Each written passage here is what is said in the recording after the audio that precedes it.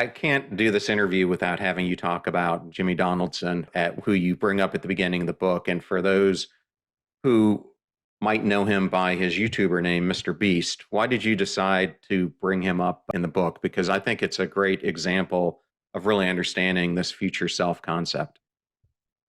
So I'm a Mr. Beast fan. I probably watch more YouTube videos than my future self would like me to. But I just enjoy people who are innovators and people who break the norm. There's a term for that, which is called Ratebuster. A Ratebuster is someone who kind of shatters the typical way of doing things. And that's how I see Mr. Beast, is just someone who does something fundamentally different, bigger. I was extremely surprised in October of 20, I think it was October of 2020, when just a random video of his published, and it looked totally different from all the other videos that he published at the time. Like, all of his videos have really flashy thumbnails and they're all about these big crazy stunts he's doing.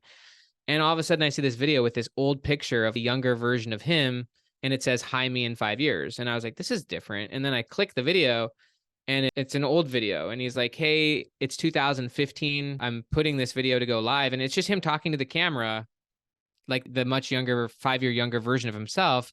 And it's him talking to himself in 2020. And so it was just a really interesting video that I was just completely surprised by, because I was in the middle of writing the book. I was in the middle of doing all this research on future self and studying Viktor Frankl, which I think Viktor Frankl's perspectives pretty much resonate deeply with all this research. But I was just so shocked that there was this video. And then I found out that there were several others that he filmed.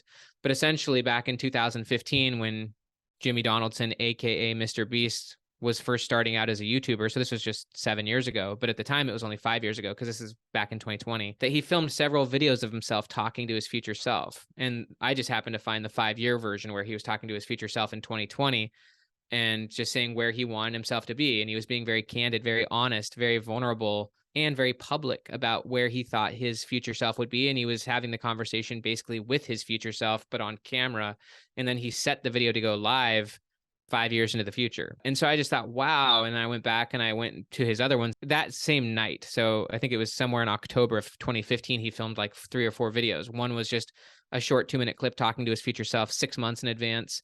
Then one talking to his future self a year in advance, and then talking to his future self like 2 years, and then 5 years. There were different time frames, but he just spent probably 20 minutes talking to his future self at different time frames, and then he set them to go published in accordance with the amount of time he was talking to his future self. And I just thought it was fascinating. I thought, wow, like, this guy obviously is one of the most successful people of the last 5 years. And it's interesting when you actually look at the videos before he made those, like before he had those conversations with his future self and afterward, it's apparent that was kind of a turning point for not only his YouTube channel, but I would say for his identity. It was an obvious indicator to himself that he was getting very committed to his goals, and that before that he was less committed to that. So it's just very interesting to me.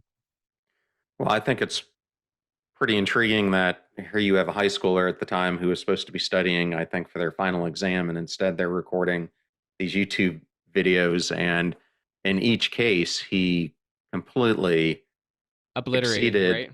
yeah, sometimes 100x more than he thought he would do. I think he's over 100 million He's at subscribers now. 110 million subscribers on his main channel, but he has other channels with tens of millions of subscribers as well. Yeah, he's probably in the top 4 or 5 highest paid earners ever from YouTube, yet I think he Oh gives yeah. a lot of it away to charity. Yeah, he also has enormous businesses built around it, charities built around it, sponsorships. I mean, I don't even know all the things he's doing. I couldn't even comprehend it, but he is very strategic. He's very smart. And even at age 17, he was very intentional about his future self. And also he utilized those kind of tools, such as public commitment and things like that, to get himself hyper committed.